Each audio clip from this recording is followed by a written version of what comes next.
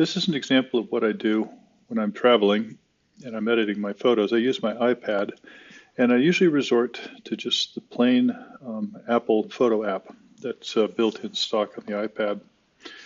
And it gets me pretty close to what I want. I always edit my JPEGs this way. And this is the simple thing that I do that gets me pretty close to what I want. Here's a picture that I've taken at the moon setting in Organ Pipe National Monument. And now I want to do a little bit of work on it.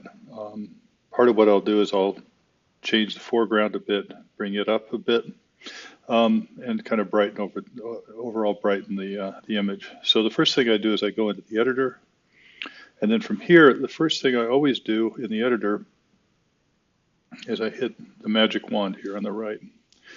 And we see that that brings up the brightness. It does a general good adjustment around brightness and contrast.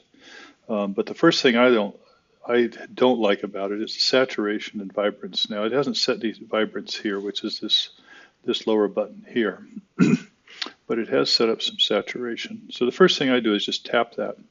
It turns it off, and you can see immediately that the saturation is brought down. Now you may prefer higher saturation, but this is kind of my general rule of thumb.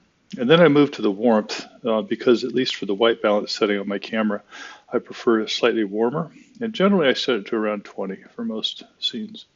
And you can see now that the moon has gotten a little warmer color to it, and it's improved some of the color in the background.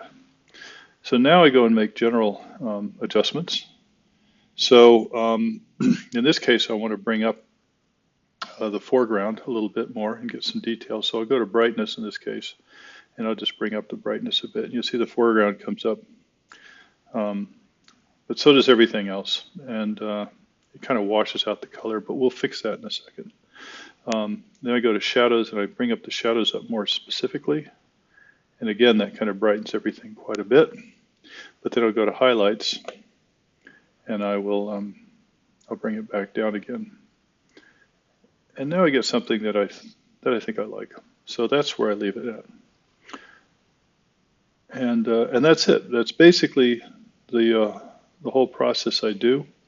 Now I have a photo that is markedly different than what I started with, and I am fairly pleased with it.